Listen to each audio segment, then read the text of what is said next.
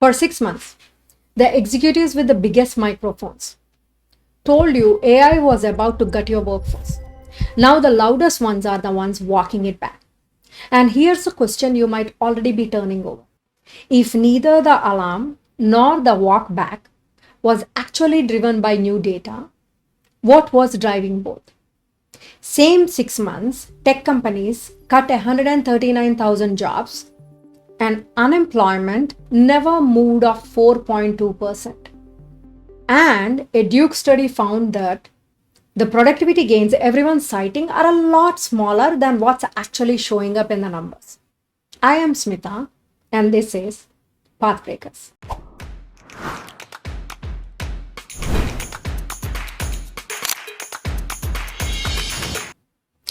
Here's what's actually on the record.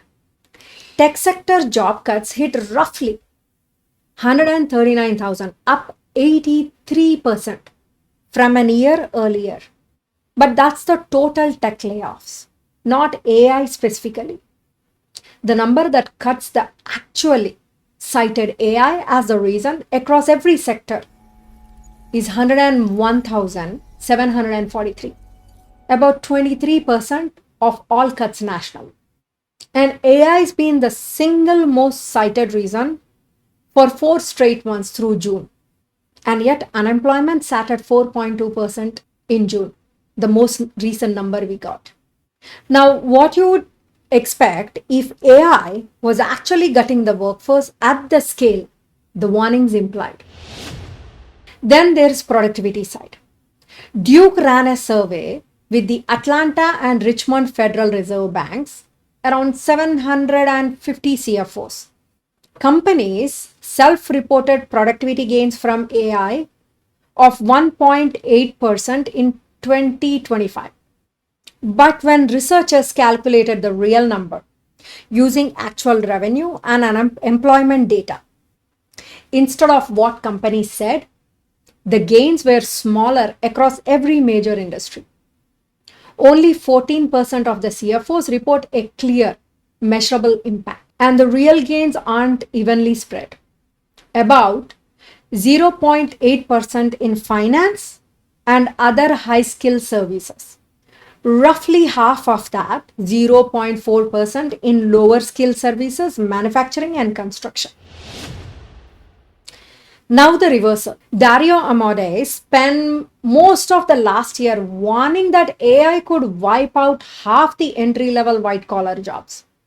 In June, Anthropic stood up a $350 million worker support fund. Jensen Huang and Sam Altman are now both on record calling the mass displacement warnings overblown. And a survey of 1,200 executives by EY Parthenon found that the share expecting significant AI-driven headcounts fell from 46% in January of last year to 20% by this May. So here's how I put all these spaces together. The panic and the walk back both happened without the underlying data actually moving much in between. What moved was the story each movement needed to tell, based on how public companies typically manage messaging ahead of a listing. It would be unusual for Anthropic not to soften a mass displacement narrative right as it's heading towards an IPO. And that's not a claim about what's in Dario's head. It's just how this usually goes when a growth story and a doom story can't both be useful at the same time. But here's a piece that actually explains the productivity gap. And I think that's a real story. Economist has a name for technology that automates just enough to justify cutting headcount without producing any real new output or value behind it. They call it so-so automation.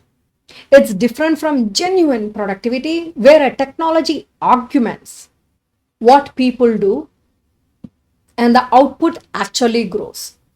Look at where the Duke numbers cluster: in finance and other high-skill services. The gains are real, close to a full percentage point. Everywhere else, they are half of that or less. And of the 139,000 tech layoffs this year, Only about 101,000 across every sector even cited AI as the reason. Some of what's getting labeled as an AI cut is probably just an easier story than saying demand was soft. And put it together, that's a through line. The panic ran ahead of what the labor data supported.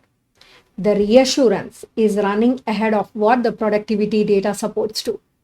Neither one needed to be true. Both just needed to be useful in the moment they showed up.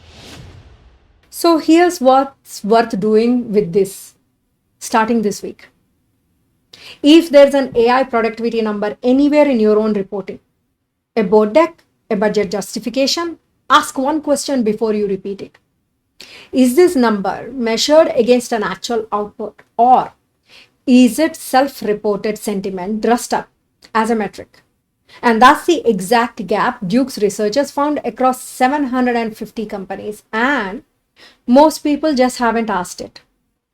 If you're the one who would have the answer to that question and you're not sure, that's worth flagging up your reporting line rather than sitting on it.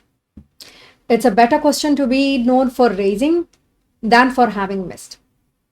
And if a layoff in your own industry gets attributed to AI, it's worth a second look before you build strategy around it. Ask whether the timing lines up with an actual technology deployment or whether it lines up with a demand slowdown that needs a cleaner explanation. So here's what actually connects the panic, the walkback, and the productivity numbers that don't add up. And it's a pattern worth carrying past this one story. A CEO sounding an alarm on an AI displacement gets to look serious and ahead of the risk. The same CEO walking the alarm back gets to look responsible right as investors are watching a listing. A layoff labeled as an AI cut gets to sound modern instead of admitting demand was soft. Different narrative, same test. What does the story do for the company telling it? That's the actual shift here. And it's bigger than this one conversation. The question isn't whether a CEO's claim about AI is true. It's what that claim does for their company, if you believe it.